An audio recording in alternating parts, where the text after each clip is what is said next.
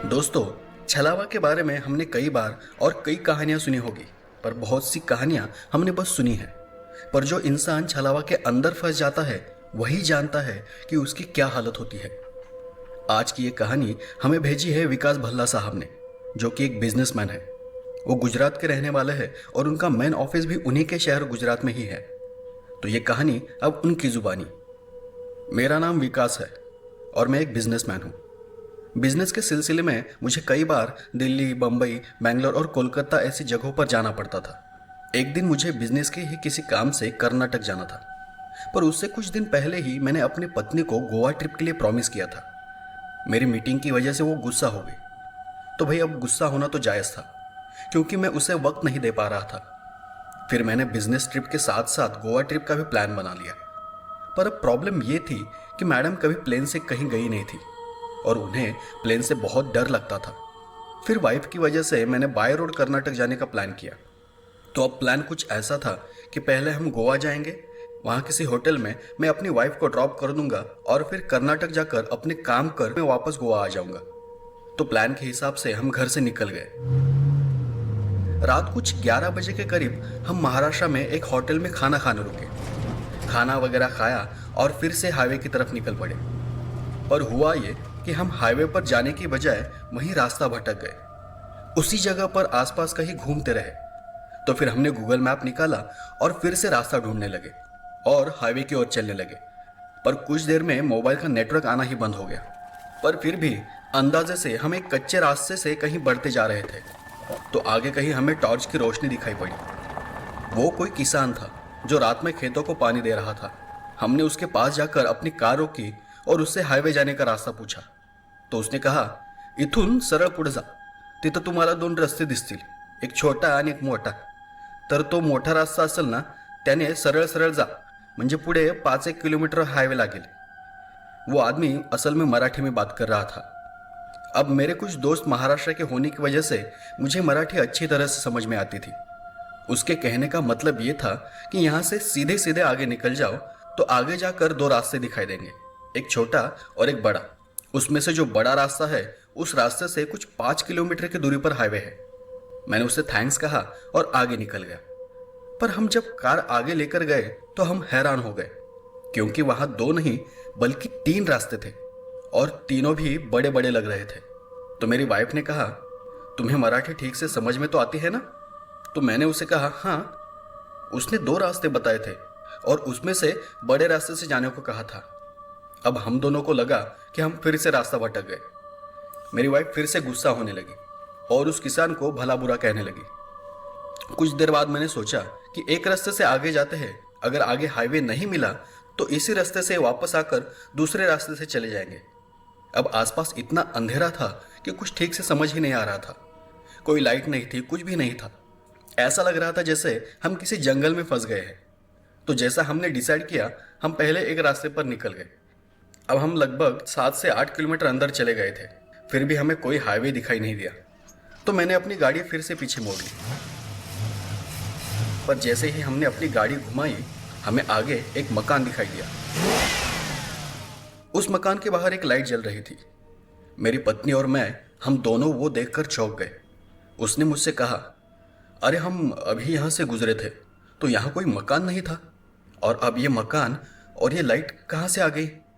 अब असल में मैं खुद उस बात से बहुत सरप्राइज हुआ था।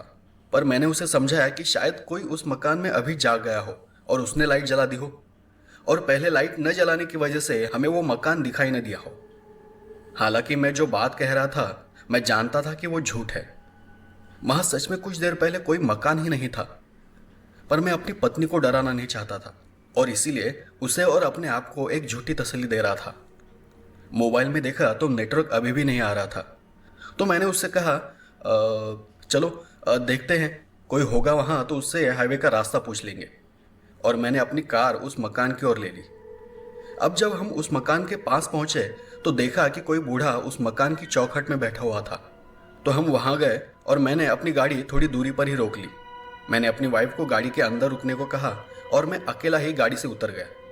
जैसे ही मैं गाड़ी से उतरा, मुझे बहुत अजीब सा महसूस हुआ। मेरे कानों में जैसे बहुत सारे लोगों की एक साथ हल्की हल्की आवाज़ सुनाई देने लगी। बहुत सारा शोर था वो। और एक चीज़ जो मैंने महसूस की वो ये कि उस मकान के आसपास बहुत ही अजीब सा सन्नाटा था। वो शोर तो मुझे कानों में सुनाई दे रहा था, पर आसपास घना अंधेरा और अजीब सा सन्नाटा था। मैं फिर भी हिम्मत कर उस बूढ़े आदमी के पास चला गया। वो बूढ़ा अपना सिर अपने घुटनों के बीच छुपाए हुए शायद सो रहा था। तो मैंने उस बूढ़े को आवाज दी, बाबा, बाबा, बाबा, हम रास्ता भटक गए हैं, हमें हाईवे की तरफ जाना है। उस बूढ़े ने अचानक ही अपना सिर ऊपर उठाया और मुझसे कहने लगा, आओ, घर के अंदर आओ, बहुत जगह है मेरे घर में, आओ, आओ ना, बहुत जगह है मेरे घर में। और ऐसा कहकर उसने उस घर का दरवाजा खोला।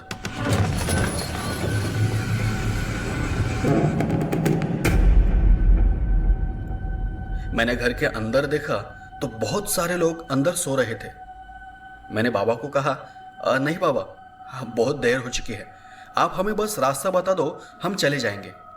लेकिन वो बूढ़ा वही बात दोहरा रहा था, आओ, आओ ना, बहुत जगह है मेरे घर में, आओ और आराम से सो जाओ। देखो, ये सब सो रहे हैं, कई दिनों से, कई महीनों से, कई सालों से। तुम भी आओ, मैं तुम्हें चैन की नींद सुलाता हूं। और बस उस बूढ़े की बात सुनकर मेरे अंदर बिजली सी दौड़ गई, मेरे रोंगटे खड़े हो गए। पर उसके बाद जो मैंने देखा वो उससे भी भयानक था, क्योंकि जब मैंने घर के अंदर गौर से देखा तो उसमें से किसी भी इंसान में कोई भी हलचल नजर नहीं आ रही थी। इतना ही नहीं, किसी की सांसें भी नहीं चल रही थी। मैं समझ गया कि ये कुछ भूतिया चीज है। और फिर मैं उस बूढ़े के और बिना देखे पीछे मुड़ गया। और फिर अभी थोड़ी देर पहले जो मैंने मेरे कानों में शोर सुना था वो मुझे अब साफ साफ सुनाई देने लगा। आओ, अंदर आओ, ये हमारा ही घर है, आओ और हमारे साथ चैन की नींद सो जाओ, आओ, अंदर आ जाओ। वो सारे मुर्दे एक साथ मुझे पुकार रहे थे। मेरा पूरा बदन कांप रहा था।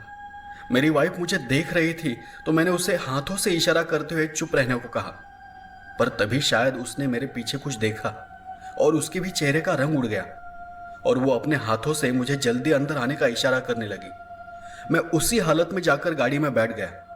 पर जब मैंने उस घर की तरफ देखा तो वो सारे मुर्दे उठकर उस मकान के दरवाजे में आकर खड़े हो गए थे और वो सारे के सारे मुझे इशारा करके अंदर आने को कह रहे थे, आओ, अंदर आओ, ये हमारा घर है। हम दोनों वो देख बुरी तरह से कांप रहे थे, इतना कि हमें आपस में बात भी नहीं की जा रही थी। मैंने धीरे धीरे अपनी कार पीछे घुमा ली और तेजी से रास्ते पर ले गया और गाड़ी को बहुत तेजी से भगाने लगा। हे भगवान, ये क्या था? जिंदगी में पहली बार मेरा ऐसी किसी चीज से सामना हुआ था। मेरी वाइफ तो रोने लगी थी, पर मैंने फिर भी उसे चुप रहने को कहा, क्योंकि मैं खुद इतना घबराया हुआ था कि मुझे समझ नहीं आ रहा था कि अब आगे क्या करना है। तो मैं गाड़ी को पीछे पीछे भगाते चला जा रहा था, तेज और बहुत तेज। कुछ 15-20 किलोमीटर जाने के बाद मैंने गाड़ी को एक जगह पर रोक लिया। सबसे पहले मैंने अपनी वाइफ से पूछा, तुम ठीक तो हो ना? वो बात करने की हालत में ही नहीं थी, बस एक ही बात को बड़बड़ाई जा रही थी। क्या था वो? तुमने भी देखा ना? बताओ ना मुझे, क्या था वो? कौन थे वो लोग? तो मैंने उसे समझाते हुए कहा, देखो, अभी अभी के लिए शांत हो जाओ, जब हम यहाँ से निकलकर किसी सेफ जगह जाएंगे तो फिर बात करेंगे। हाँ, मुझे खुद पता नहीं कि वो क्या था। तो मैंने उसे पानी की बोतल दी और अपना मुंह धोने को कहा, पर गाड़ी से बाहर निकलने की हम दोनों में भी हिम्मत नहीं थी। उसने गाड़ी से बाहर अपना सिर निकालकर ही मुंह धोया और थोड़ा पानी पी लिया। मैंने भी अपनी सीट की कांच नीचे की और गाड़ी से बाहर अपना सिर निकालकर चेहरे को धोने लगा। पर जैसे ही मैंने अपना सिर उठाया, मैंने जो देखा वो देख मेरे खून में सनसनाहट सी हुई। मेरे हाथ से पानी की बोतल नीचे गिर गई, आंखें खुली की खुली रह गई। मेरी पत्नी ने भी जब गाड़ी से बाहर देखा तो उसकी तो हालत बहुत बिगड़ गई और रोते हुए उसने कहा, विकास देखो, क्या है वो? हमारे सामने उस रास्ते के किनारे वही मकान था। उस मकान के बाहर एक लाइट जल रही थी और चौखट पर वही बूढ़ा बैठा हुआ था। घर के अंदर से उसने अजीब तरह से अपना सिर उठाया। आओ, घर के अंदर आओ, बहुत जगह है मेरे घर में, आओ, आओ ना, बहुत जगह है मेरे घर में, यहाँ आराम ही आराम है, सुकून ही सुकून है। आओ, आओ ना घर में। अब मेरे दिमाग ने काम करना ही बंद कर दिया था। मैं इतना घबराया हुआ था कि मैं गाड़ी का स्टेयरिंग और गियर भी ठीक से पकड़ नहीं पा रहा था, और मैं गाड़ी स्टार्ट कर रहा था तो गाड़ी स्टार्ट ही नहीं हो पा रही थी। मैं बहुत बहुत डर गया था। मेरी वाइफ तो बस चिल्ला रही थी कि जल्दी से गाड़ी स्टार्ट करो, चलो यहां से। पर मुझे कुछ समझ में ही नहीं आ रहा था। मेरे कानों में बार बार बस उन मुर्दों की आवाजें गूंज रही थी। आओ, अंदर आओ, ये हमारा ही घर है। आओ और हमारे साथ चैन की नींद सो जाओ। आओ, आओ ना, अंदर आओ। मेरा दिल बैठ गया था। वो सब इतना डरावना और इतना भयानक था कि मुझसे बिल्कुल भी सहा नहीं जा रहा था। मेरी पत्नी डर के मारे अब हाफने लगी थी। मेरा खून जम गया था। मैं बार बार चाबी घुमा रहा था, पर गाड़ी स्टार्ट होने का नाम ही नहीं ले रही थी। बस कुछ देर और मैं अगर वहां रुकता तो मेरा हार्ट फेल हो जाता। पर लकीली गाड़ी स्टार्ट हो गई और फिर से मैं गाड़ी भगाने लगा। ये बहुत ही अजीब हालत थी। उस कच्चे रास्ते पर मैं गाड़ी को इतना तेज चलाए जा रहा था कि मेरा एक्सीडेंट भी हो सकता था। पर मुझे एक्सीडेंट का इतना डर नहीं लग रहा था जितना मैं वो सब देख कर डरा हुआ था। अब कुछ भी हो जाए, मैं गाड़ी को रोकने नहीं वाला था। मैं बस गाड़ी को चलाता रहा। पता नहीं कितनी देर तक मैं बस गाड़ी को भगाए जा रहा था। पर उस दौरान हमें वो मकान, वो सब बार बार नजर आ रहा था। हम शायद घूम घूम कर उसी जगह पर वापस आ रहे थे। बाहर निकलने का कोई रास्ता ही दिखाई नहीं दे रहा था। मेरी पत्नी तो बस रोए चली जा रही थी और मैं गाड़ी चलाए जा रहा था। हमने कई बार वो मकान देखा, वो बूढ़ा देखा और अपना हाथ हिलाकर हमें बुलाने वाले वो मरे हुए लोग देखे। पर अब हम बिल्कुल भी नहीं रुके। बहुत देर तक गाड़ी चलाने के बाद धीरे धीरे आसमान में लाल लाल बादल नजर आने लगे। मतलब अब कुछ ही देर में सूरज उगने वाला था। सूरज की किरणें ऊपर आसमान में धीरे धीरे से फैल रही थी और धीमी धीमी सी रोशनी नजर आने लगी थी। और अचानक हमें टॉर्च की रोशनी दिखाई दी। वो इंसान अब भी अपने खेतों को पानी दे रहा था। मैंने अपनी पत्नी से कहा, अरे ये रात वाला वही किसान है शायद। पर मेरी पत्नी इतनी डरी हुई थी कि वो कार रोकने से मना कर रही थी। जो भी हमने देखा था उस सब ने हमारे दिल और दिमाग पर बहुत बुरा असर किया था। अब हर चीज हमें भ्रम लग रही थी। पर फिर भी मैंने हिम्मत कर गाड़ी को उस खेत के पास रोका।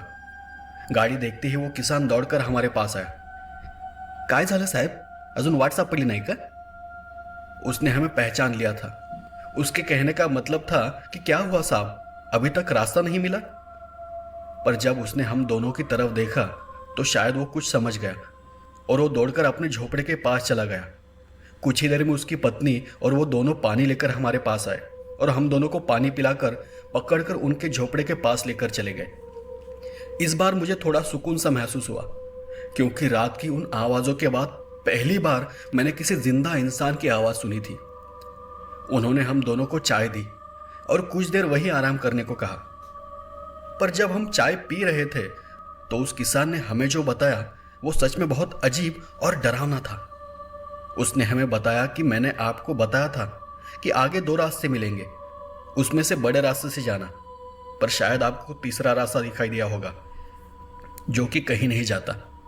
वो रास्ता है ही नहीं, वो बस एक छलावा है, एक ऐसी जगह जो असल में है ही नहीं।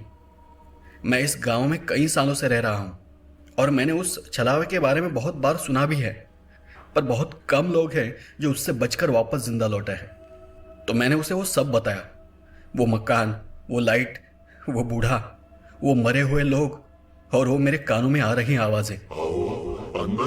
वो किसान ये सब पहले से ही जानता था। उसने कहा कि वो कोई मकान नहीं है, असल में वो कोई मरघट है।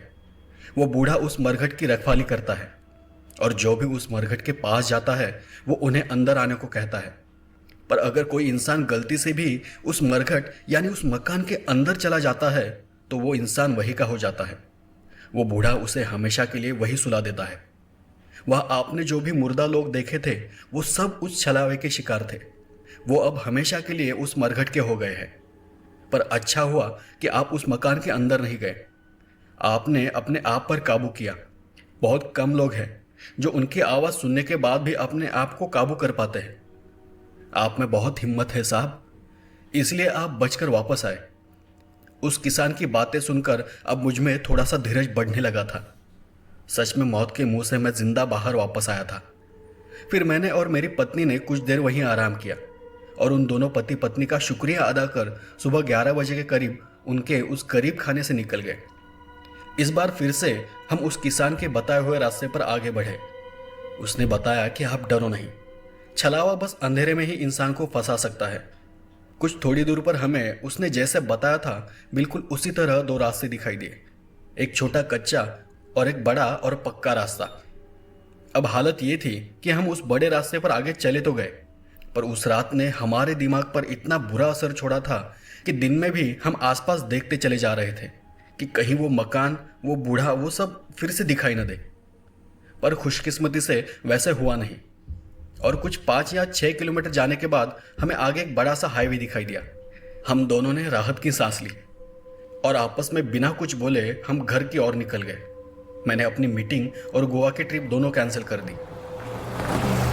पर दोस्तों, लोगों को ऐसी कहानियां झूठी और काल्पनिक लगती है, पर असल में ऐसा हादसा जिसके साथ होता है वही उस डर को समझ सकता है।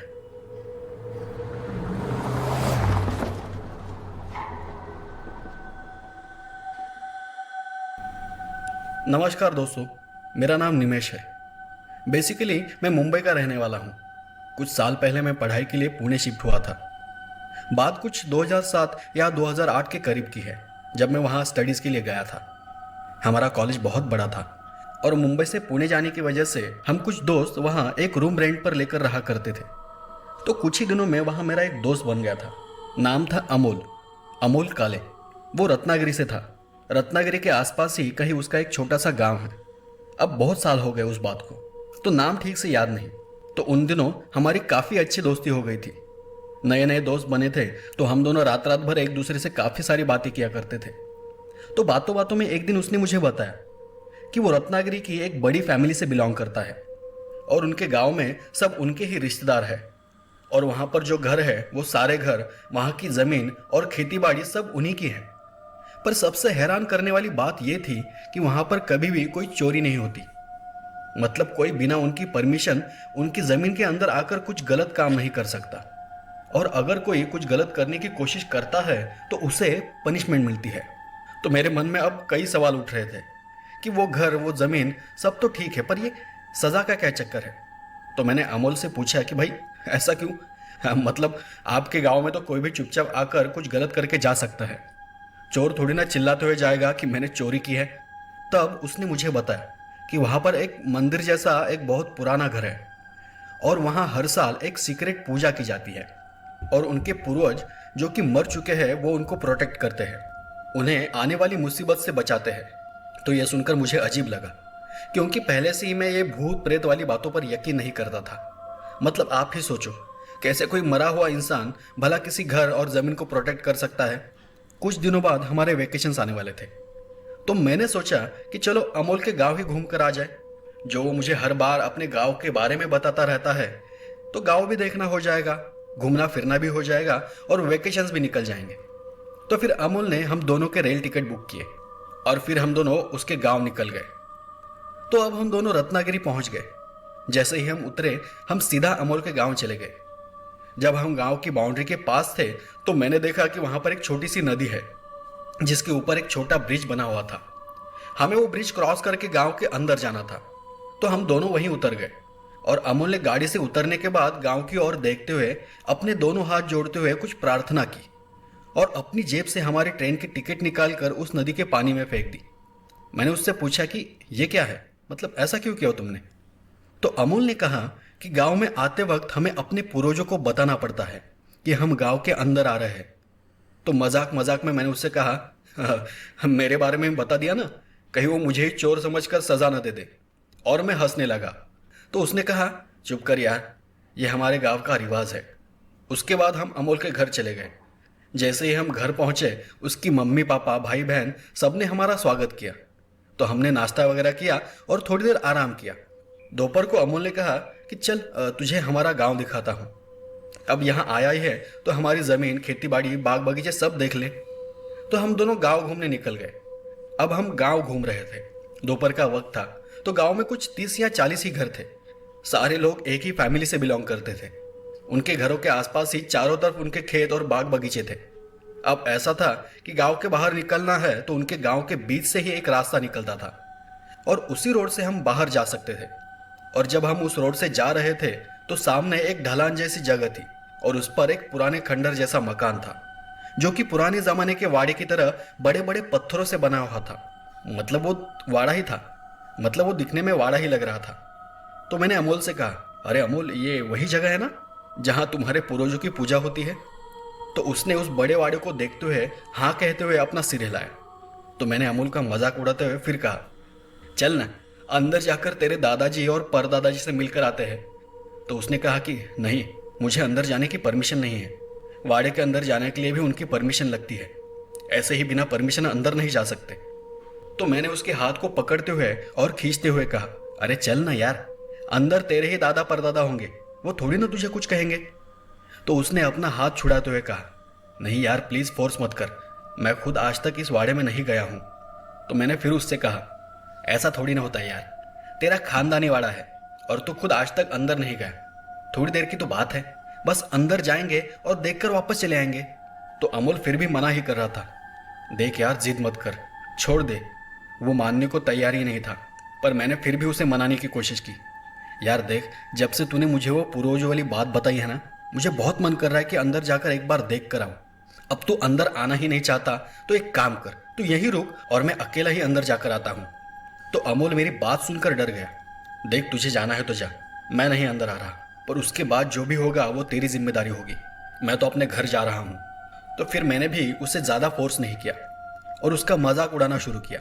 रास्ते भर में उसके पूर्वजों वाली बात को लेकर उसका मजाक उड़ाता रहा। बाद में हम आसपास की जगहों पर घूमकर घर वापस चले आए। फिर रात को हमने खाना खाया और खाना खाकर हमने सोचा कि चलो सिगरेट पी लेते हैं, और फिर हम सिगरेट पीने घर से निकले। तो जैसे ही हम रास्ते पर जा रहे थे तो फिर मुझे वो उनका पूर्वजों वाला मकान दिखाई दिया। तो मैंने फिर से उसे दोपहर की बात को लेकर मजाक उड़ाना शुरू किया। अरे अमोल, वो देख तेरे पूर्वजों का मकान, मुझे नहीं लगता कि वो तुम्हारे घर और गांव को प्रोटेक्ट करते होंगे। जिनको तुमने सालों से उस मकान में बंद करके रखा है, वो क्या तुम्हें प्रोटेक्ट करेंगे? तो उसने फिर मुझसे कहा, देख यार, मजाक छोड़, क्यों उनके पीछे पड़ा है? तू मेहमान है इसलिए वो शांत है, नहीं तो तुझे अब तक पता चल गया होता कि यहाँ क्या होता है। तो मैंने उसे कहा, अरे यार अमोल, अभी भी उस वाड़े के अंदर जाने का मन कर रहा है। चलना, जाएंगे और कुछ ही मिनट में वापस आ जाएंगे, बस कुछ मिनट के लिए। तो वो फिर गुस्सा हो गया, छोड़ना यार, दम मारकर निकलते हैं, बहुत अंधेरा हो रहा है और वैसे भी ये गांव है, यहाँ के लोग जल्दी सो जाते हैं। पर मैं कहाँ उसकी सुनने वाला था और मैं उस खंडहर जैसे वाड़े के दरवाजे के पास चला गया और उसके बड़े दरवाजे पर हाथ रखते हुए कहा, अच्छा चल, एक बार दरवाजा तो खटखटा सकते हैं ना। तो अमल और घबरा गया, यार मेरी बात सुन, तू घर वापस चल, तुझे नहीं पता कि यहाँ क्या होता है। अरे यार, तेरे दादाजी तो है, थोड़ी ना तुझे कुछ कहेंगे। देख निमेश, वो भले ही मेरे दादाजी हो, पर यहाँ सबके लिए एक ही पनिशमेंट होती है। अब अमोल मानने को राजी ही नहीं था और मुझे उस पर हंसी आ रही थी कि कितना डरपोक आदमी है। तो मैंने अमोल से पूछा, अच्छा क्या पनिशमेंट होगी ज़्यादा से ज़्यादा? मतलब तेरे ही ग्रैंडफादर, ग्रेट ग्रेट ग्रैंडफादर सब यही तो है, वो तुझे ही पनिशमेंट देंगे, मतलब अपने ही पोते को? ये बात मुझे हजम नहीं हो रही। तो अमल और भी चिढ़ गया, देख यार, मेरी बात मान और वापस घर चल। पर वहां से जाते जाते मैंने उस वाड़े के पुराने दरवाजे पर एक दस्तक दे ही दी और फिर अमोल मेरे सामने गिड़गिड़ाने लगा, यार तू मेरे लिए कोई बड़ी प्रॉब्लम खड़ी कर देगा, तू अभी के अभी घर चल, कुछ गलत हुआ तो मैं घर क्या जवाब दूंगा? तो मैंने कहा ठीक है चल, और फिर हम दोनों ने सिगरेट खत्म की और घर की ओर चलने लगे। अब जब हम दोनों उस रास्ते पर वापस घर की ओर जा रहे थे तो पीछे मुझे लगा कि जैसे कोई मुझे फॉलो कर रहा है। अब पता नहीं कि कौन था, पर मैं कुछ सेकंड्स के लिए रुका और महसूस करने की कोशिश की, पर कुछ हुआ नहीं। फिर कुछ कदम चलने के बाद मुझे फिर वही फील हुआ। तो जब मैंने पीछे मुड़कर देखा तो पीछे कोई नहीं था और फिर मैंने अपने मोबाइल की लाइट ऑन की और उसकी रोशनी में चलने लगा। तो कुछ देर बाद मुझे फिर किसी की आहट सुनाई दी कि कोई मेरे पीछे चल रहा है। मतलब अब मैंने पहले से थोड़ा साफ सुना। तो मैंने अमोल से बोला, यार तेरे को कुछ अजीब सा फील हो रहा है? उसने कहा नहीं। तो मैंने कहा अरे हमारे पीछे कोई है। तो अमोल ने बिना पीछे देखते हुए कहा, कोई नहीं है यार, तू बस फास्ट चलना। और फिर हमने तेज़ी से चलना शुरू किया। जैसे ही हमने तेज चलना शुरू किया वैसे ही मुझे पीछे से लगा कि किसी ने मेरे शोल्डर पर अपना हाथ रखा हुआ है। तो मैंने फिर अमोल से कहा, यार अमोल, मुझे मेरे कंधे पर किसी का हाथ फील हो रहा है यार। तो अमोल ने कहा, देख यार, मैं तुझे हॉस्टल से पहचानता हूँ, अब इतनी रात को कोई मजाक मत कर, चल जल्दी चल। इतना कहकर अमोल बस तेजी से घर की ओर बढ़े जा रहा था, पर सच में मुझे कुछ तो फील हो रहा था। तो मैंने कहा, अमोल यार, मजाक नहीं कर रहा मैं, सच में। अब जैसे ही मुझे वो महसूस हुआ मैं अपनी जगह पर रुक गया और फिर अचानक ही वो हाथ मेरे कंधे से होकर नीचे नीचे आते हुए मेरी कलाई तक आ पहुंचा। तो अब मैंने थोड़ी जोर से ही कहा, अमोल यार, किसी ने मेरा हाथ पकड़ रखा है यार। तब मुझे ऐसा लग रहा था कि किसी ने मेरा हाथ कस के पकड़ रखा है और मैं हिल भी नहीं पा रहा था, बस उसी जगह पर जम गया था और मेरी बॉडी कुछ रिएक्ट ही नहीं कर पा रही थी। तो अमोल दौड़कर मेरे पास आया और उसने मेरा दूसरा हाथ पकड़ा और मुझे खींचने लगा। अब वो भी मुझे खींच रहा था और मैं भी अपने अंदर से जोर लगा रहा था, पर वो इतना अजीब एहसास था कि मैं जरा भी हिल नहीं पा रहा था। मैं किसी स्टैच्यू की तरह बस सीधा खड़ा था। और आगे तो और अजीब बात हुई, कुछ ही देर में मेरे मुंह से आवाज तक निकलना बंद हो गया। मैं मन ही मन चिल्लाए जा रहा था, अपने दोस्त अमोल को आवाज दिए जा रहा था कि अमोल मुझे बचा ले यार, मुझे छुड़ा ले यहाँ से। पर मेरे मुंह से आवाज ही बाहर नहीं आ रही थी। मैंने काफी कोशिश की, 2 मिनट के लिए मैं सुन्न हो गया था। मेरी हालत देख अब अमोल भी बहुत डर गया, वो भी बुरी तरह से टेंशन में आ गया था। आसपास कोई नहीं था जिसे आवाज देकर हम बुला सके। उसे भी कुछ समझ नहीं आ रहा था कि अब आगे क्या करना है। वो भी चिल्लाया जा रहा था। मुझे उसकी आवाज तो सुनाई दे रही थी, पर मैं उससे कुछ भी रिप्लाई नहीं दे पा रहा था। लगभग 5 मिनट तक ये सब चला। किसी ने मुझे जकड़ रखा था और फिर उसके बाद मेरी बॉडी अचानक ही ढीली पड़ गई, जैसे मेरी बॉडी से जान ही निकल गई हो। और अगले ही पल मैं नीचे जमीन पर गिर गया, पर मुझ में जरा भी ताकत नहीं थी कि अपने आप खड़ा होकर चल सकूं। अमोल ने जैसे तैसे मुझे उठाया और घर ले गया। जब हम घर आए तो उसने अपने घर वालों को सारी हकीकत बता दी। फिर उसकी माँ ने मुझे चेक किया तो मुझे बहुत जोर का बुखार था। उसके बाद उसकी माँ ने मुझे ठीक से देखना स्टार्ट किया, पर उन्हें कहीं कोई निशान नजर नहीं आ रहा था। फिर उसने मुझे गीले कपड़े से पोंछना शुरू किया। मेरा बुखार बहुत ज़्यादा था और धीरे धीरे वो बढ़ता ही चला जा रहा था और कुछ देर बाद मैं जैसे बेहोश सा हो गया। अमोल के घर वाले भी मेरी हालत देख परेशान हो गए थे कि करे तो अब क्या करे। तो उन्होंने मुझे ठीक करने के लिए अपने तौर तरीके आजमाना शुरू किया। तब अमोल की माँ मेरे शरीर को गीले कपड़े से पोंछे चली जा रही थी और उस बेहोशी की हालत में मैं कुछ बड़बड़ाने लगा, मुझे माफ़ कर दो, प्लीज़ मुझे छोड़ दो, मैं दोबारा ऐसी गलती नहीं करूँगा, मुझे जाने दो, छोड़ दो मुझे। मुझे पता नहीं कि उस बेहोशी की हालत में मैं किससे माफ़ी मांग रहा था। तब सारे घर वाले मेरे आसपास जमा हो गए। उसकी माँ ने मुझे उठाने की कोशिश की और मेरे सर पर हाथ रखते हुए कहा, क्या हुआ बेटा, ये क्या बड़बड़ा रहे हो, जाग जाओ, शायद तुम डरे हुए हो। तो अमोल की माँ ने जैसे ही अपना हाथ मेरे सर पर रखा, उनके हाथों में बिजली का झटका सा लग गया और उस झटके की वजह से बेड से थोड़ी दूर जाकर गिर पड़ी। और उसके बाद एक भयानक सी आवाज मेरे अंदर से आई, मैं तुम्हारा बेटा नहीं हूं। मेरी आवाज बहुत डरावनी थी, पर उनके लिए ये रोज का काम था। तो अमोल की माँ ने आगे आते हुए पूछा, कौन हो तुम? मैं कौन हूं? मैं सुभाष राव, इस घर का मालिक। इसे क्या लगा ये मेरे गांव आकर मेरा मजाक उड़ाएगा और मैं चुप रहूंगा? नहीं छोड़ूंगा, नहीं छोड़ूंगा इसे। इसने मेरा मजाक उड़ाकर बहुत बड़ी गलती की है, इसकी सजा इसे मिलकर रहेगी। नहीं छोड़ूंगा, नहीं छोड़ूंगा मैं इसे। तो हुआ ये था कि मैं अचानक ही अमोल के दादाजी की आवाज़ में बात करने लगा था। तो बेसिकली ये उनके घर के लिए भी बहुत डरावना था, क्योंकि उनके लिए मैं एक मेहमान था और मुझे कुछ हो जाता तो फिर उन्हें सब भुगतना पड़ता। तो उसके बाद भी बहुत देर तक अमोल की माँ ने उसके दादाजी से बातचीत की, उन्हें मनाने की काफ़ी कोशिश की कि छोड़ दो, ये हमारा मेहमान है और इसे यहाँ के नियमों के बारे में नहीं पता था, तो उसे माफ़ कर दो। अमोल की माँ बार बार उन्हें मना रही थी, पर वो मानने को राजी ही नहीं थे। वो बार बार बस यही कह रहे थे कि आज तो मैं इसे छोड़ूंगा ही नहीं, इसे मैं सज़ा देकर ही रहूंगा। अब मैं ऐसी हालत में था कि यह सब तो मैं महसूस कर रहा था, पर मुझे कुछ जवाब देना नहीं आ रहा था और अल्टीमेटली मेरा मरना तय था। लेकिन फिर कुछ 1-1.5 घंटे के बाद जाकर अमोल के दादाजी मान गए, पर उनकी एक शर्त थी कि मैं अभी बीच रात उनके पूर्वजों के मंदिर के पास जाऊं और उनके पूर्वजों से माफ़ी मांगूं। और मुझे उस मंदिर के पास एक सिंदूर से भरा हुआ नारियल रखना होगा। तो अब मुझ में ताकत तो थी नहीं, पर जैसे तैसे लड़खड़ाते हुए मैं बीच रात उस मंदिर के पास गया, उनके पूर्वजों से माफ़ी मांगी और एक नारियल वहीं रख दिया।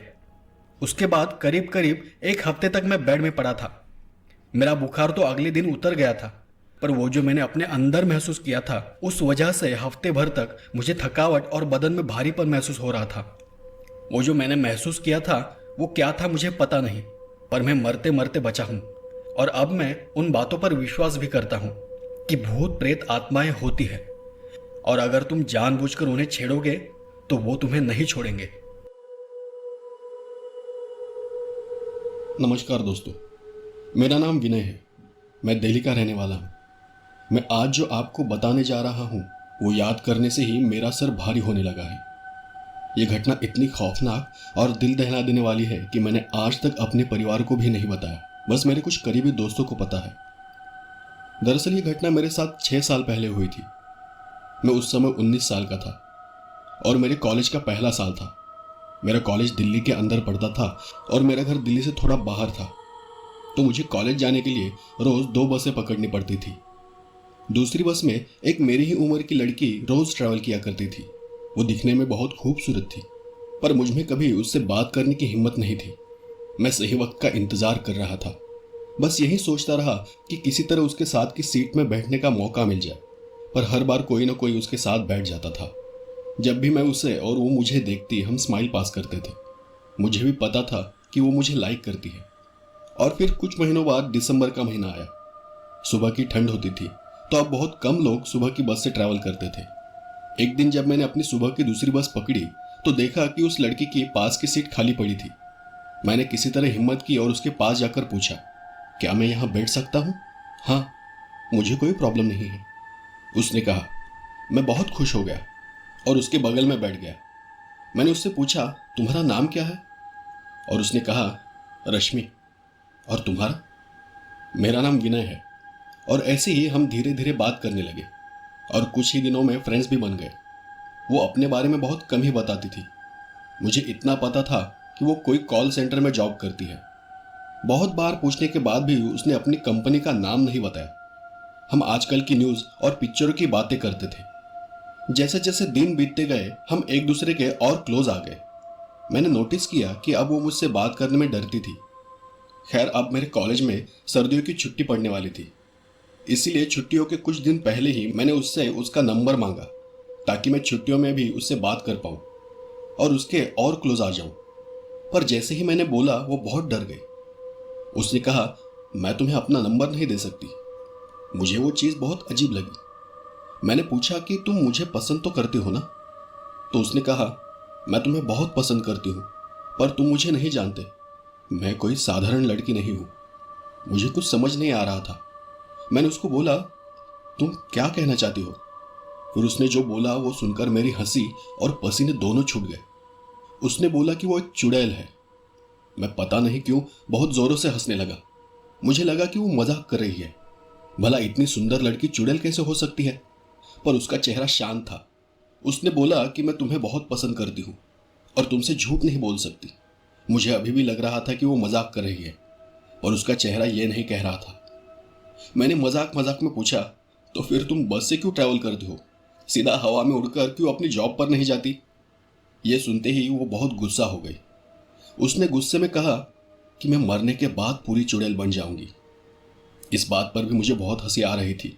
मैं जोर से बोला, अच्छा, तो तुम्हारी शक्तियां क्या है? उसने मेरे मुंह पर एकदम हाथ रख दिया और कहा, हल्के बोलो। उस दिन बस में बहुत कम लोग थे और जो थे वो पीछे बैठे थे। उसने कहा कि वो किसी इंसान को मार तो नहीं सकती, पर हाँ, उसकी हालत बद से बदतर कर सकती है।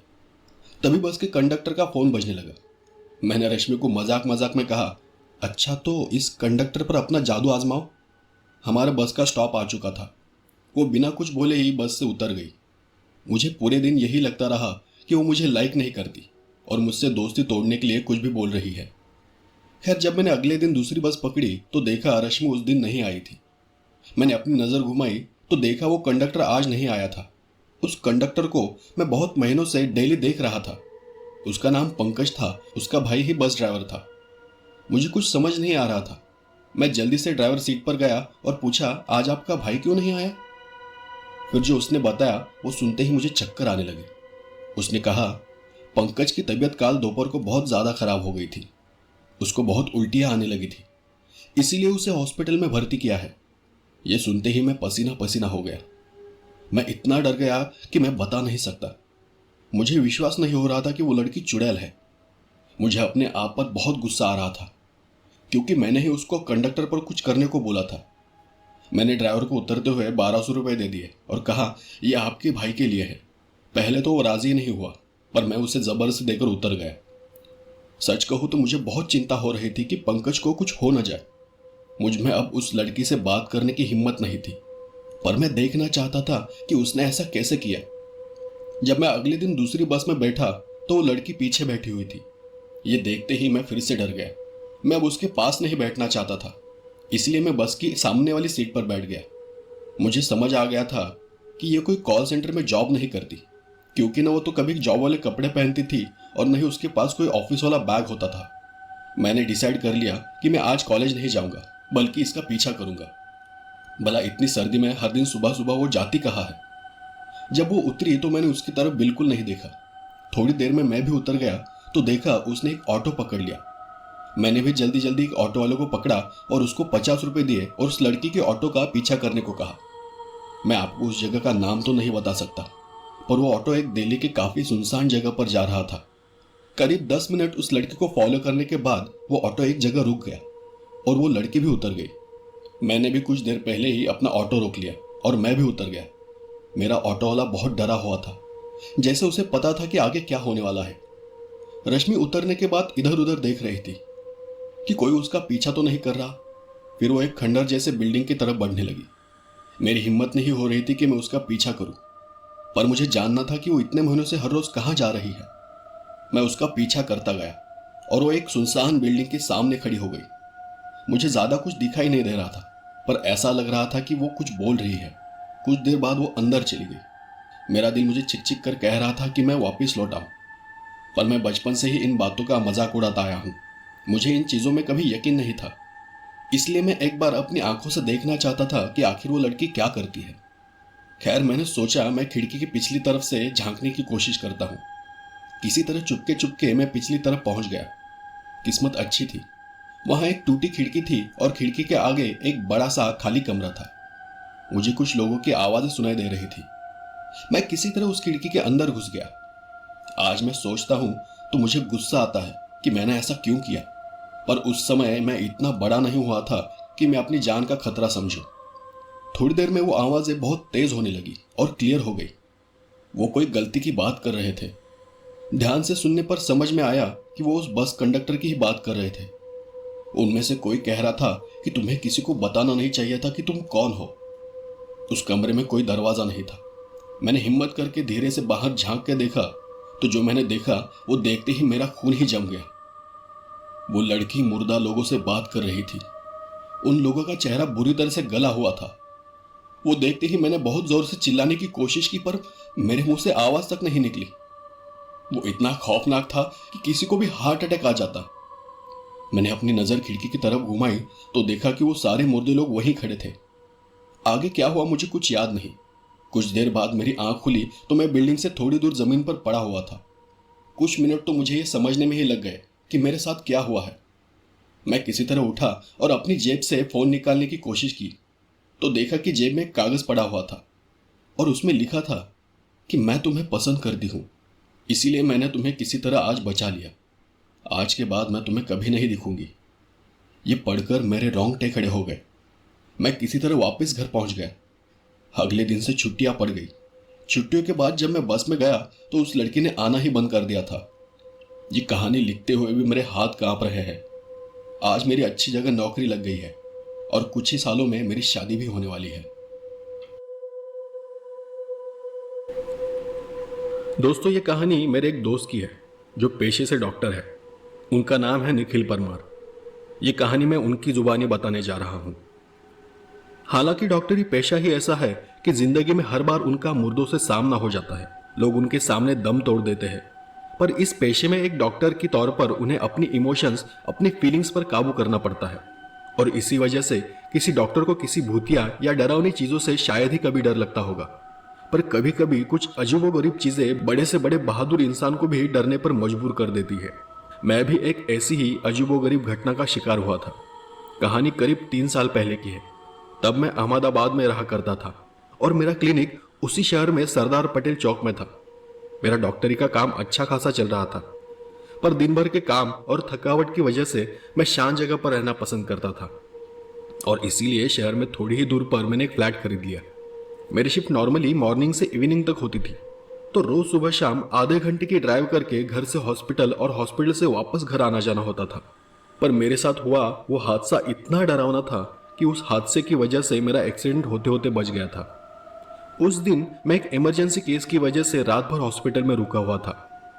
वैसे तो मेरी शिफ्ट 9 बजे खत्म हो जाती है, पर उस दिन मुझे रात के करीब 12 से 12:30 बज गए और मैं थककर करीब रात के 12:30 बजे घर वापस जाने के लिए हॉस्पिटल से निकल गया।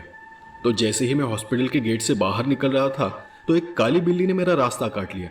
तब हमारे हॉस्पिटल के वॉचमैन ने मुझसे कहा भी कि डॉक्टर साहब, छोटा मुंह बड़ी बात कर रहा हूं, पर आधी रात हो चुकी है और इतनी बीच रात किसी काली बिल्ली का रास्ता काटना ठीक नहीं है। यह अच्छी बात नहीं है साहब, ये बहुत बुरा संकेत है। आप फिर से अस्पताल के अंदर चले जाए और कुछ देर बाद अपने घर जाए, वही अच्छा होगा।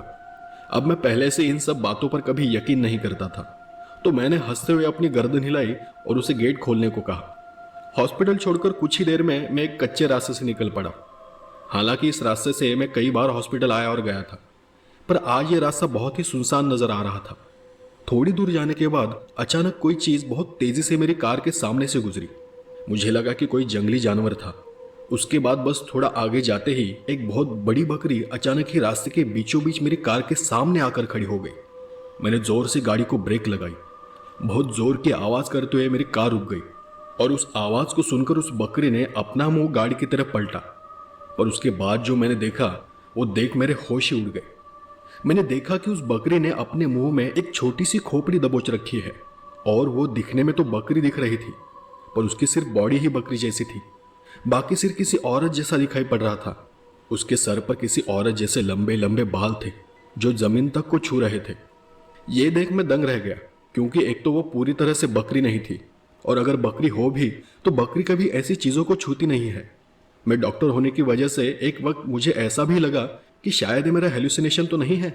उसके बाद जब वो बकरी पूरी तरह से मुड़ गई तो वो नज़ारा दिल दहला देने वाला था। उसका आधा शरीर औरत का था और आधा शरीर बकरी का था।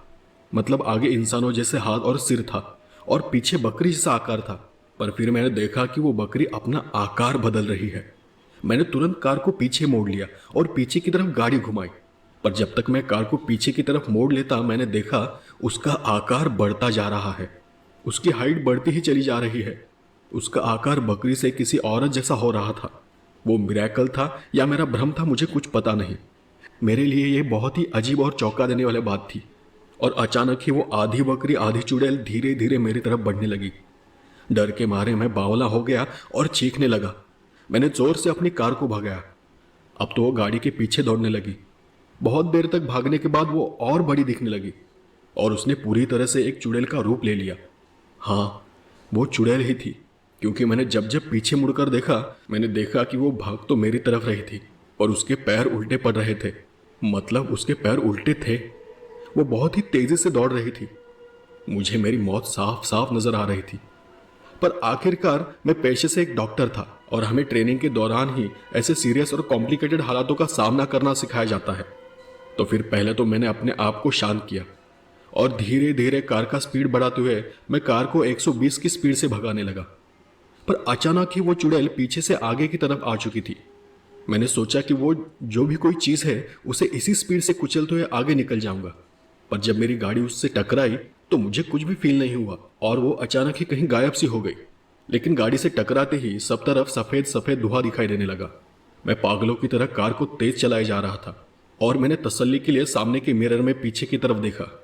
पर जब मेरा ध्यान कार के बैक सीट पर गया तो मैंने देखा कि वो चुड़ैल मेरी कार की बैक सीट पर बैठी हुई थी। उसकी बालों से उसका चेहरा ढका हुआ था और वो अपनी गर्दन अजीब तरह से घुमा रही थी। वो देख मेरी आवाज निकलना ही बंद हो गया। मैं बस कांपता हुआ कार चलाए जा रहा था और आने वाली भयानक मौत का इंतजार कर रहा था। तभी पलक झपकते ही वो चुड़ैल पिछली सीट से कहीं गायब हो गई और मेरे बाजू वाली सीट पर आ गई, लेकिन मैंने उसकी तरफ बिल्कुल नहीं देखा। एक्चुअली मैं बहुत सदमे में था, बहुत डरा हुआ था।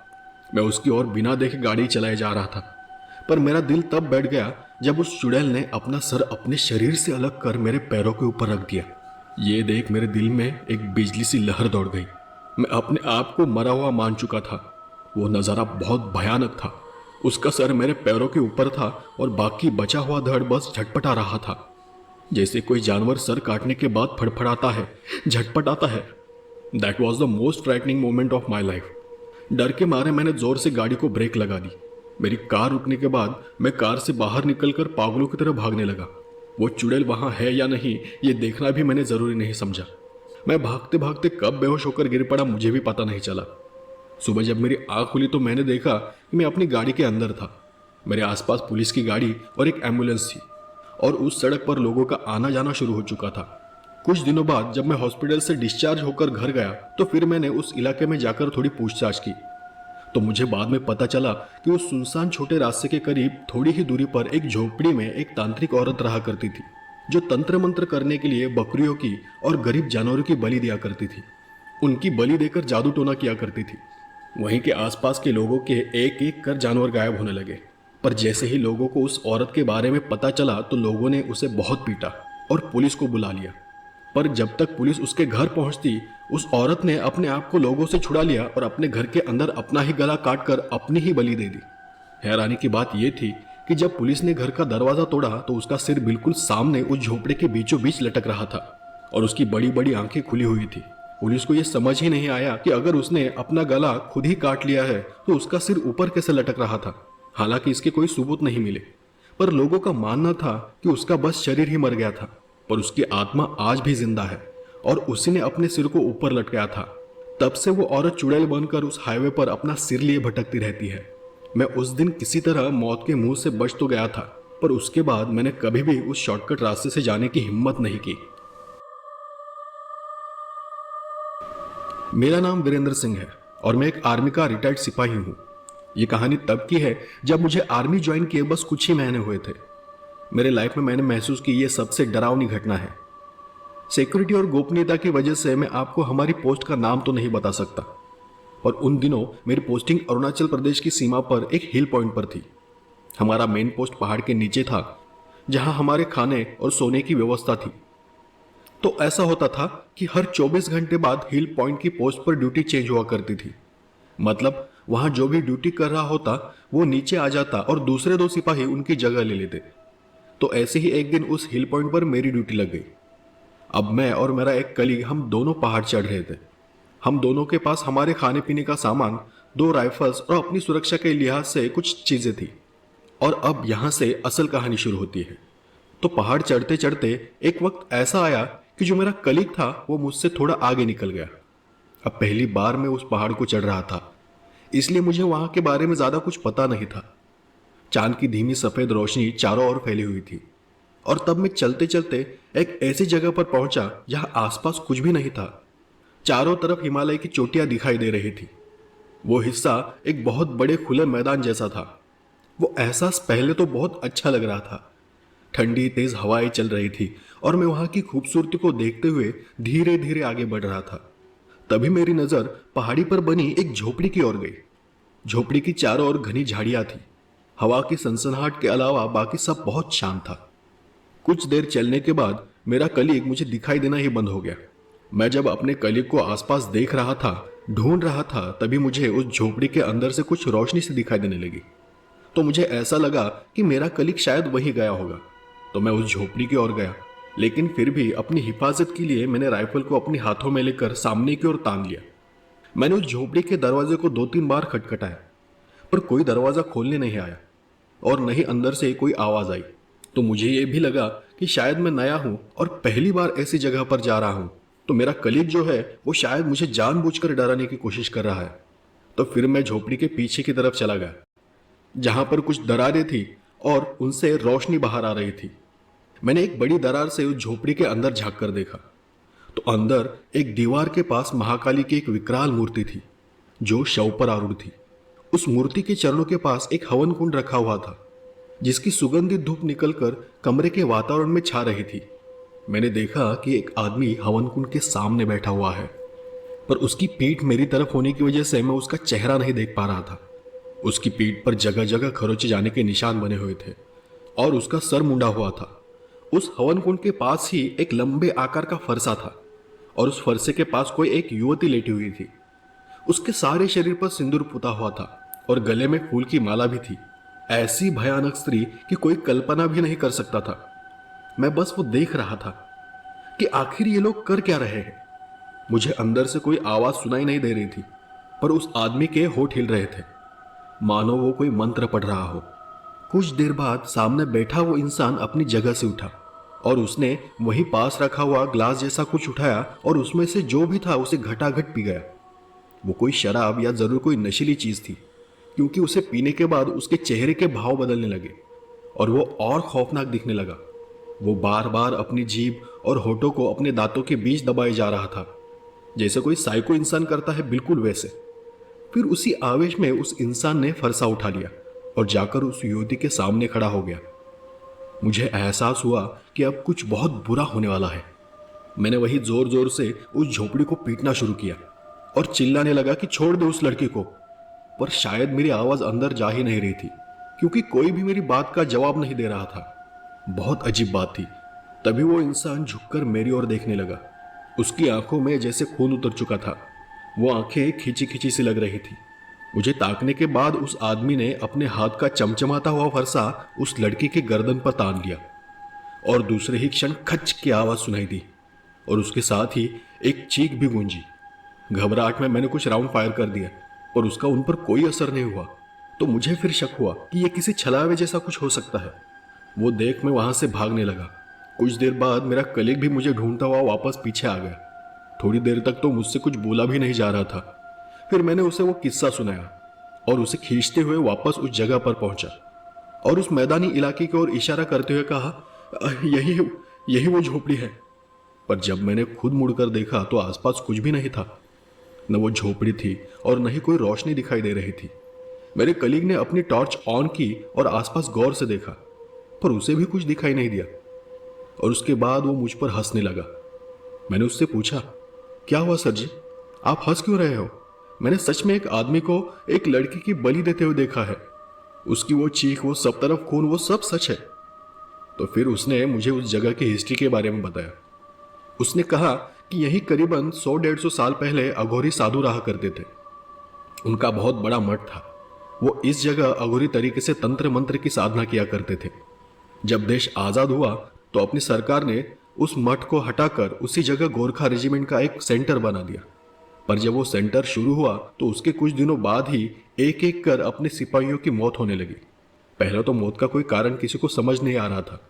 फिर जैसा तुमने आज देखा, बिल्कुल वैसे ही उन लोगों को भी भूत प्रेत दिखाई देने लगे और फिर इसीलिए सरकार ने गोरखा रेजिमेंट के इस दल को यहाँ से हटा दिया और इसी पहाड़ी के नीचे उसे फिर से बना दिया। अब जो आपने देखा वो मुझे आज तक दिखाई नहीं दिया, पर हाँ, कभी कभी रोने और चीखने की आवाज़ें सुनाई देती है। पर मैं इस जगह के बारे में जानता हूँ तो उन पर कभी ध्यान नहीं देता। और तुम भी इस बात का ध्यान रखना, ऐसा कुछ भी दिखाई दे तो उसके पीछे मत पड़ जाना। वो अच्छे लोग नहीं थे, वो अच्छी आत्माएं नहीं थी, वो अघोरी आत्माएं हैं। तो आगे से ज़रा संभल कर रहना। चलो, तुमने जो फायरिंग की है उसका रिपोर्ट भी देना पड़ेगा। तो हम अपने पॉइंट पर चले गए।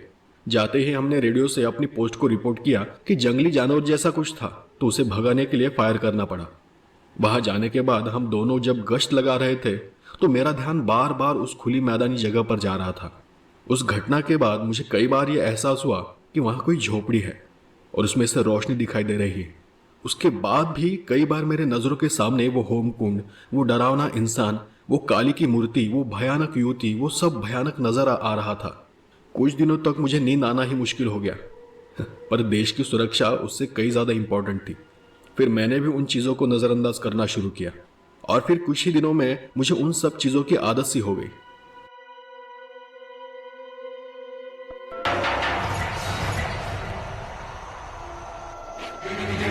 कौन है?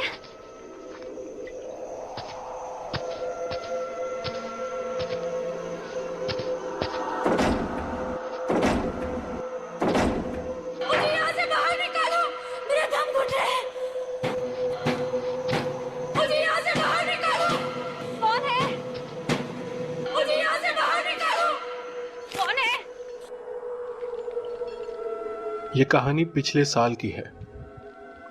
मेरे एक दोस्त नीतू, जिसे पुरानी चीजों का संग्रह करने का बहुत शौक था, ऐसे ही एक दिन वो एक एंटीक चीजों की दुकान में जा पहुंची।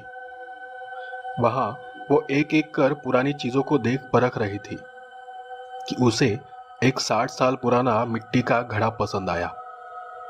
उसी घड़े को लगकर एक अधजली मिट्टी की गुड़िया रखी हुई थी, पर उसका ध्यान उसकी ओर नहीं गया और उस घड़े को नीचे उतारते समय उसका हाथ लगकर गलती से वो गुड़िया जमीन पर नीचे गिर गई।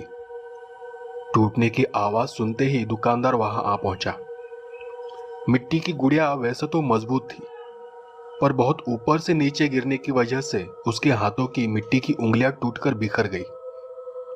अब नीतू को तो घड़ा बहुत पसंद आया था, पर दुकानदार ने दुकान के अंदर पहले से ही बोर्ड लगा रखा था कि वस्तुओं को संभल कर हाथ लगाए, और अगर अनजाने में किसी ग्राहक से किसी वस्तु का नुकसान हो जाता है तो उसे वो वस्तु खरीदनी पड़ेगी। अब न चाहते हुए भी नीतू को वो अधजली काली गुड़िया खरीदनी पड़ी, पर वो नहीं जानती थी कि उस गुड़िया के साथ साथ एक अनजान आफत को वो घर ला रही है। जब नीतू ने उस गुड़िया की आंखों में देखा तो उसकी अधजली आंखें चमक उठी। नीतू को लगा शायद ये गुड़िया सच में बहुत नायाब है, पर दुकानदार उससे परख न सका होगा। नीतू ने वो गुड़िया अपने कमरे में अलमारी में रख दी। उसी रात नीतू जब सो रही थी तो उसे एक बहुत बुरा सपना आया। सपने में वो एक पुराने महल में थी। उसे बार बार घुंघरूओं की आवाज सुनाई दे रही थी, पर आसपास कुछ नहीं था। सब जला हुआ बिखरा हुआ था। वो देख वो सपने में ही डर गई। महल का एक एक दरवाजा पार कर वो महल के बीचों बीच पहुंची तो उसे महल की ऊपरी मंजिल से घुंघरूओं की किसी के नाचने की आवाज सुनाई देने लगी। नीतू न चाहते हुए भी उस आवाज की तरफ खींची चली जा रही थी। वो अब काफी डर चुकी थी। ऊपरी मंजिल पर पहुंचकर उसने एक बड़ा सा दरवाजा खोला। वो एक बड़ी सी कोठी थी। वो कोठी के अंदर चली गई। कोठी में किसी की बड़ी सी तस्वीर लगी हुई थी। तस्वीर पुराने जमाने की थी। तस्वीर में जो इंसान था वो कोई राजा महाराजा या कोई जमींदार नजर आ रहा था। नीतू ने जैसे ही तस्वीर को छूकर देखना चाहा, उसका हाथ जल गया और उसे किसी के हंसने की आवाज सुनाई देने लगी। उसने पीछे मुड़कर देखा तो गुड़िया वहीं पड़ी हुई थी। नीतू गुड़िया को उठाने के लिए उसके तरफ बढ़ने लगी, पर जैसे ही नीतू उसे उठाने नीचे झुकी, उस गुड़िया की आंखें चमक उठी और उसे किसी के जले हुए पैर दिखाई पड़े। नीतू ने जब उठकर देखा तो एक काला साया था। नीतू वो देख काफी डर गई और नींद से जाग गई। नीतू ने घबराकर अपनी अलमारी को खोलकर देखा, पर वो गुड़िया वहीं पड़ी हुई थी। नीतू की सोच ने काम करना बंद कर दिया था। उसके बाद लगातार 5 दिन उसे बार बार वही सपना आने लगा। इस वजह से वो अपने ही घर में डरी डरी सी रहने लगी थी। वो घर में जहां भी जाती उसे वो गुड़िया दिखाई देती थी और गुड़िया को देखते ही उसकी आंखें अपने आप चमक उठती। आखिरकार उसने उस सपने के बारे में मुझे बताया। वो मेरे घर उसी गुड़िया को लेकर चली आई, पर जब मैंने उस गुड़िया को देखा तो न वो हिल रही थी और न ही उसकी आंखें चमक रही थी। पर एक बात सच थी कि गुड़िया दिखने में काफी डरावनी थी। तब नीतू मुझे बताती है कि जब से वो गुड़िया उसके घर में आई है तब से ही उसे ऐसे डरावने सपने आने लगे हैं। मैं पेशे से एक जासूस हूं, पर भूत प्रेत वाली बातों पर मैंने कभी यकीन नहीं किया। मुझे लगा कि नीतू बस डरी हुई है और अपने डर की वजह से वो उस गुड़िया को मानती है। पर फिर भी नीतू की तसल्ली के लिए मैंने उस गुड़िया के अतीत के बारे में मालूमात करने का वादा किया और गुड़िया को अपने पास ही रख लिया।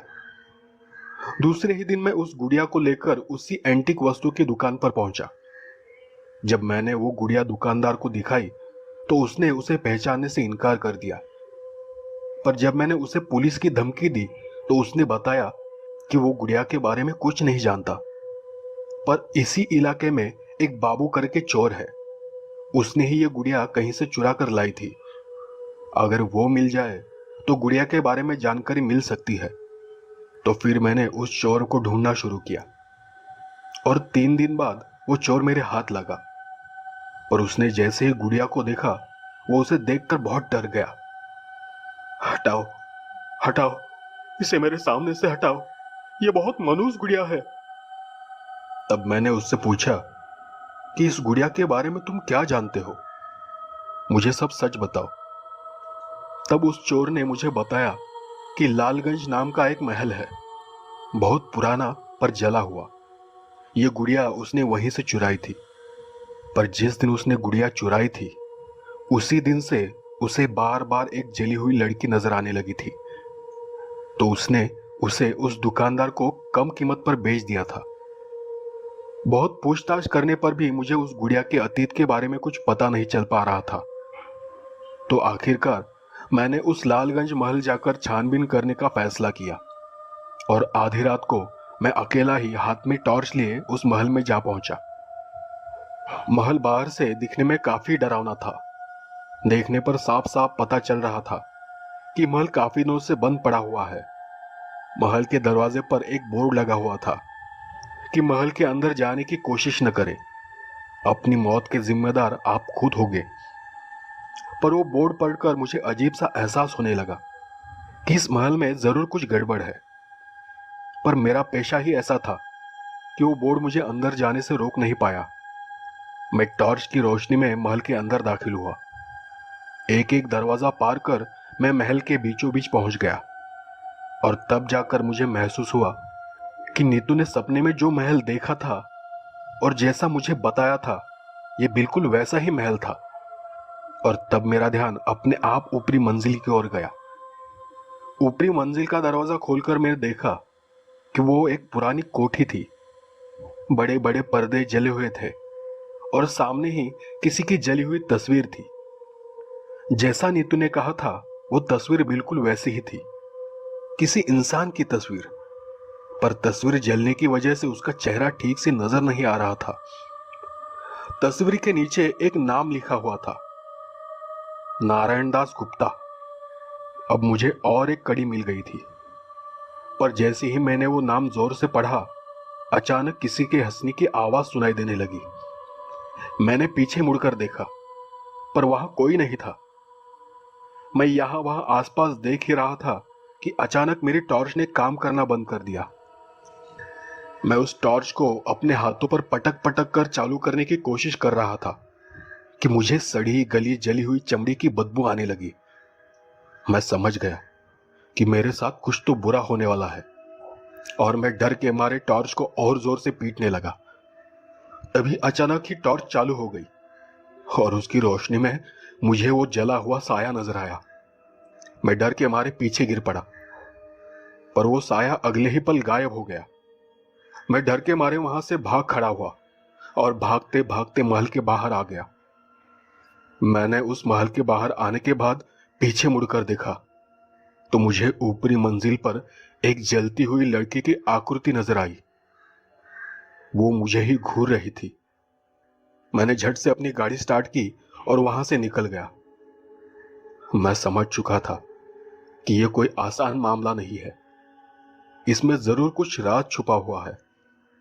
दूसरे दिन सुबह मैंने नीतू को रात की घटना के बारे में बताया। मेरी बात सुनकर वो भी डर गई, पर तब मैंने उसे समझाया कि देखो, अगर उस गुड़िया को या फिर उस भूत को हमें मारना ही होता तो वो हमें कब का मार चुकी होती। मुझे लगता है कि वो हमें कुछ बताना चाहती है। अब सवाल यह है कि उस गुड़िया का उस जली हुई लड़की से क्या वास्ता है और वो महल किसका है और उस लड़की के साथ आखिर हुआ क्या था। पर हमें एक सुराग मिल गया था, ये नारायण दास गुप्ता। अब ये नारायण दास गुप्ता को ढूंढना होगा। शायद वो ही हमें उस लड़की के बारे में बता सकता है। हमने उस नाम और उस महल के बारे में और छानबीन की तो पता चला कि वो प्रॉपर्टी नारायण दास गुप्ता के नाम पर है और वो बहुत बड़े बिजनेसमैन है। हमने उनसे मिलने के लिए बहुत बार अपॉइंटमेंट ली, पर नारायण दास गुप्ता हमें मिले नहीं। शायद वो हमसे मिलना नहीं चाहते थे। तो फिर मैंने एक तरकीब लड़ाई। मैंने दूसरे दिन उनके ऑफिस में फोन करके लालगंज की प्रॉपर्टी खरीदने के बारे में बात की और उसी दिन दोपहर को वो हमसे मिलने के लिए राजी हो गए। और फिर मैं और नीतू दोपहर को उनके ऑफिस पहुंच गए। जी कहिए, सुना है कि आप उस प्रॉपर्टी को खरीदना चाहते हैं। हाँ, पर खरीदने से पहले हमें उस प्रॉपर्टी के बारे में कुछ जानकारी चाहिए। अरे, अब आप उसे खरीदने वाले हैं तो बेझिझक पूछिए, क्या जानना चाहते हैं आप? ज्यादा कुछ नहीं, उस हवेली को हुआ क्या था, मतलब आग कैसे लगी थी? अरे अरे, वो बहुत पुरानी बात है। आप प्रॉपर्टी खरीदने आए हैं तो खरीदने की बात कीजिए। नहीं नहीं, खरीदने से पहले हमें जानना है कि उस प्रॉपर्टी के साथ हुआ क्या था। लोग आज भी वहां जाने से क्यों डरते हैं? हाँ देखो भाई, लोग जलते हैं मुझसे। इतने कम समय में मैंने जो तरक्की हासिल की है ना, उससे उन्हें परेशानी होती है और इसीलिए लोग अफवाहें फैलाते हैं। पर फिर भी आप पूछ रहे हैं तो बता देता हूं। 30 साल पहले की बात है। लालगंज की प्रॉपर्टी मैंने एक जमींदार को किराए पर दी थी और वो जमींदार वहां व्यापार किया करता था। एक रात जब मैं वहां किराया वसूल करने गया था तो अचानक ही वहां आग लग गई और उस आग में मेरा लालगंज का महल जलकर राख हो गया। अब उस समय फायर ब्रिगेड तो थी नहीं, तो क्या करता, बस उस महल को जलता हुआ देखता रहा। पर तब से लोग खामखा अफवाहें फैलाते चले आ रहे हैं कि वहां किसी लड़की की आत्मा रहती है। तो फिर आज तक आपने उसकी मरम्मत क्यों नहीं करवाई? अरे देखो साहब, अब इतना बड़ा बिजनेस है मेरा, उसे संभालने में ही मेरा सारा वक्त चला जाता है। और फिर जिस गांव जाना नहीं उसका रास्ता न चले तो ही अच्छा होता है। नारायण दास की बातों से हमें कुछ साफ साफ पता नहीं चल पा रहा था, या फिर उनकी बातों से ऐसा लग रहा था कि वो हमसे कुछ छुपा रहे हैं। अगले 2 दिन में फैसला सुनाने की बात कहकर हम उनके ऑफिस से चले आए। मुलाकात तो हो गई थी, पर सवाल वहीं के वहीं थे। नारायण दास से हमें कुछ पता नहीं चला कि उस महल में आखिर हुआ क्या था। उस रात नीतू को फिर वही सपना आया, पर सपने में उसने एक आवाज सुनी, बदला बदला बदला। और नींद टूटते ही नीतू ने मुझे फोन कर उस सपने के बारे में बताया। तो मैंने उसी रात नीतू को लेकर उस लालगंज के महल में जाने का फैसला किया। पर नीतू उस महल में जाने को लेकर बहुत डरी हुई थी। आखिरकार मैंने उसे बहुत समझाया कि अगर इन सपनों को रोकना है तो हमें उस गुड़िया का राज जानना ही होगा और यह भी जानना होगा कि आखिर वो हमसे क्या चाहती है, हमें क्या बताना चाहती है। और तब जाकर नीतू उस महल में जाने के लिए राजी हो गई। हम दोनों देर रात उस महल के पास पहुंचे, पर वहां सब सुनसान था। वहां जाते ही मेरी पहली नजर ऊपरी मंजिल की ओर गई, पर वहां कुछ भी नहीं था। हम उस गुड़िया को लेकर महल के अंदर दाखिल हुए। एक एक दरवाजा पार कर महल के बीचों बीच पहुंच गए। तब नीतू को भी महसूस हुआ कि वो महल भी बिल्कुल वैसा है जैसा उसने सपने में देखा था। इस बात से वो और भी डर गई। किसी तरह मैंने उसे ऊपरी मंजिल पर जाने को राजी कर लिया। हम धीरे धीरे कदमों के साथ उस जली हुई ऊपरी मंजिल के अंदर चले गए। सब बिल्कुल वैसा था जैसा नीतू ने सपने में देखा था। अब नीतू जाकर उस तस्वीर के सामने खड़ी हो गई और गौर से उस तस्वीर को देखने लगी। उसकी आंखें एकदम से लाल होने लगी और वो अपने आप ही उस कोठी में यहां वहां घूमने लगी, ऐसे जैसे उसे अब साफ साफ नजर आ रहा था कि 30 साल पहले वहां क्या हुआ था। अब नीतू में कहीं भी डर नजर नहीं आ रहा था। वो वहां पड़ी सब चीजों को ऐसे छू रही थी जैसे वो उन्हें पहचानती हो। और आखिर वो एक अलमारी के पास पहुंची।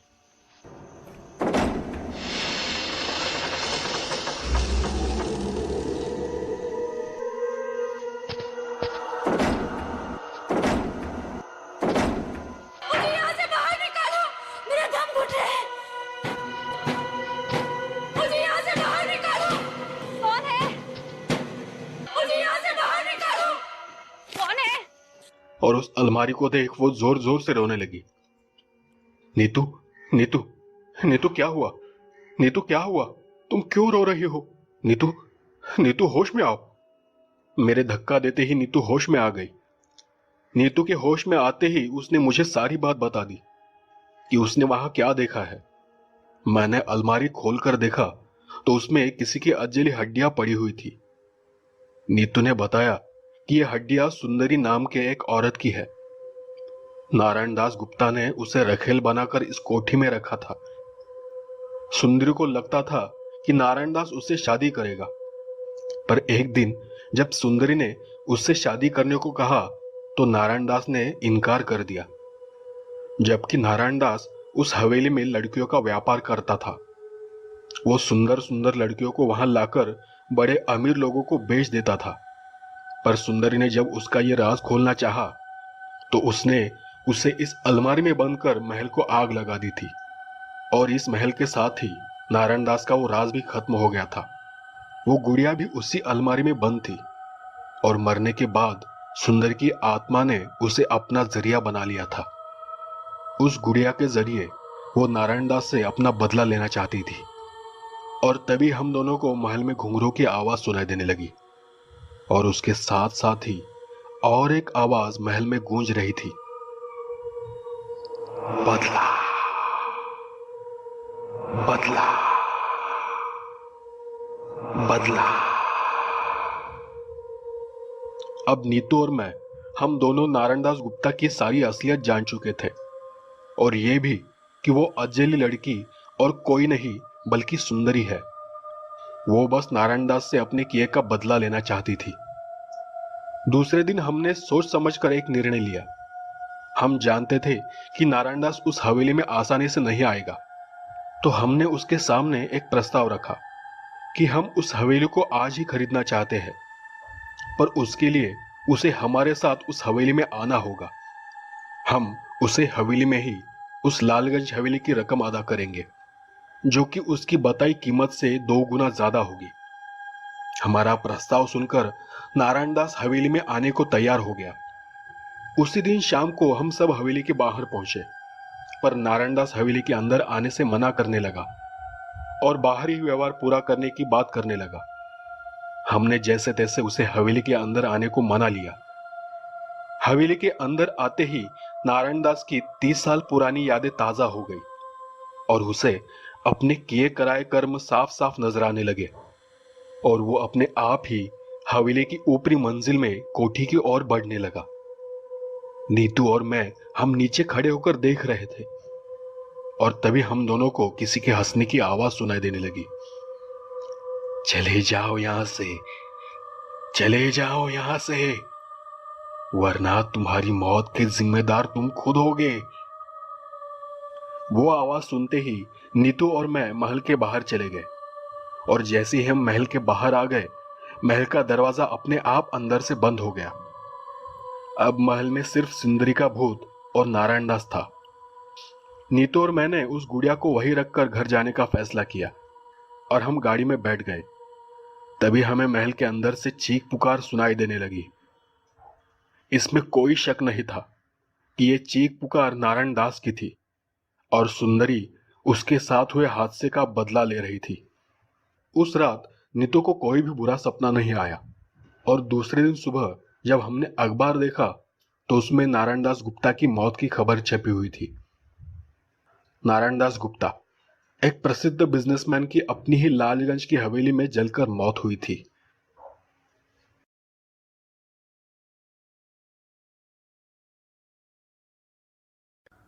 नमस्कार दोस्तों, मैं हूं आपका दोस्त सिराज और आज हम बात करने वाले हैं एक सच्ची डरावनी घटना के बारे में। एक सच्ची डरावनी जगह जिसे भूतों के अस्पताल के नाम से जाना जाता है और आज भी वो अस्पताल भूतिया घटनाओं के चलते बंद पड़ा हुआ है। ये कहानी है उत्तर प्रदेश के एक छोटे से गांव की, जहां सन 1982 में सरकार द्वारा एक स्वास्थ्य केंद्र बनाया गया था, पर वहां घटने वाली कुछ अजीबोगरीब घटनाओं के चलते कुछ ही दिनों में उस स्वास्थ्य केंद्र को बंद करना पड़ा। दोस्तों, जैसे कि हम जानते हैं कि बचपन से ही हम भूत प्रेत की कहानियां सुनते चले आ रहे हैं। आमतौर पर हमारे नाना नानी या हमारे माता पिता हमें डराने के लिए या फिर हम कभी मस्ती न करें इसलिए हमें डरावनी कहानियां सुनाते हैं। पर इस गांव में सिर्फ बच्चे ही नहीं बल्कि बड़े बुजुर्ग भी इस अस्पताल के नाम से डर जाते हैं। कई सालों से गांव में खंडहर की तरह ही खड़ा अस्पताल एक खौफनाक सच्चाई है। आज भी यहाँ शाम होने पर गांव के बच्चों को अस्पताल वाले भूत के नाम से डराकर चुप कराया जाता है। लोग कहते हैं कि बीच रात उस अस्पताल से ऐसी ऐसी डरावनी आवाज़ें सुनाई देती है कि गांव के लोगों के लिए वहां रात गुजारना भी मुश्किल हो जाता है। कभी किसी के रोने की आवाज़ें आती है तो कभी चिल्लाने की आवाज़ें आती है तो कभी रात भर कोई बस जोर जोर से हंसता रहता है। गांव में आज तक किसी की भी हिम्मत नहीं हुई कि वह अस्पताल में जाकर देखे कि ये डरावनी और खौफनाक आवाज़ें आती कहाँ से है। गांव वालों की माने तो सिर्फ रात में ही नहीं बल्कि अगर दिन में भी दोपहर 12 बजे के करीब कोई उस अस्पताल के पास से गुजरता है तो उसकी हालत अपने आप ही खराब हो जाती है कि मानो अस्पताल में मरीजों की भीड़ लगी हुई है। लोग इलाज के चलते रो रहे हैं पर अस्पताल की ओर देखने पर वहाँ कुछ भी दिखाई नहीं पड़ता। और इतना ही नहीं बल्कि खौफ इस बात से भी होता है कि उस जगह पर कोई भी जानवर या फिर पंछी दिखाई नहीं पड़ता। ऐसा लगता है जैसे जानवर भी वहाँ जाने से डरते हैं। वह अस्पताल गांव के मुख्य रास्ते में खड़ा है। गांव से बाहर आने जाने के लिए लोगों को उसके सामने से ही गुजरना पड़ता है और इसीलिए सूरज डूबते ही गांव के लोग उस रास्ते को सुनसान छोड़ देते हैं। उन्हें हर समय इस बात का डर लगा रहता है कि किसी भूत का साया न पड़ जाए। लोगों ने तो ये भी दावा किया है कि कभी कभी आधी रात को कुत्ते उस अस्पताल की ओर देखकर भौंकने लगते हैं, कभी कभी अचानक रोने लगते हैं। कुत्तों का ये अजीब व्यवहार जाहिर करता है कि वहाँ जरूर कुछ भूत जैसी कोई चीज़ है। लेकिन उस गांव के लोगों का कहना यह भी है कि ये सब डरावनी आवाज़ें हमें रोज़ रोज़ सुनाई नहीं पड़ती, पर जब सुनाई देने लगती है तो गांव वाले भी इंतज़ार करते हैं कि किसी तरह ये रात कट जाए और सुबह हो, क्योंकि उन्हें गांव की रात डराती है। वह रात भर में दहशत में रहते हैं। गांव के कुछ लोगों ने तो ये भी दावा किया है कि कभी कभी अस्पताल की खिड़की से कुछ रोशनी जैसी दिखाई पड़ती है, कभी कभी वहाँ से कराहने की आवाज़ें सुनाई पड़ती है। गांव के लोगों की माने तो ये आवाज़ें लंबे समय से आ रही है पर किसी की हिम्मत नहीं कि वहाँ जाकर देख सके, इसकी पड़ताल कर सके। गांव के लोगों का यह भी कहना है कि जिस रात अस्पताल से रोने की आवाज़ें आती है उसके दूसरे दिन गांव में मरघट जैसा सन्नाटा छा जाता है, क्योंकि हर किसी को डर लगा रहता है कि कहीं कोई बुरी घटना न हो जाए। अब इस कहानी के पीछे की सच्ची घटना की बात करें तो गांव में रहने वाले बड़े बुजुर्ग बताते हैं कि अस्पताल गांव वालों के इलाज के लिए बनवाया गया था, पर किसे पता था कि इस अस्पताल में जिंदा लोगों का नहीं बल्कि मुर्दा लोगों का इलाज होगा। उनका कहना है कि एक दिन गांव में रहने वाले दो पट्टीदारों के बीच आपसी लड़ाई हुई थी। उस लड़ाई के दौरान एक आदमी बहुत बुरी तरह से जख्मी हुआ था। फिर उसे इलाज के लिए गांव के उसी अस्पताल में भर्ती कराया गया, लेकिन इलाज के अभाव से उस आदमी की मौत हो गई। इसके कुछ ही दिनों बाद गांव वालों ने उसी आदमी को अस्पताल के आसपास देखने का दावा किया था।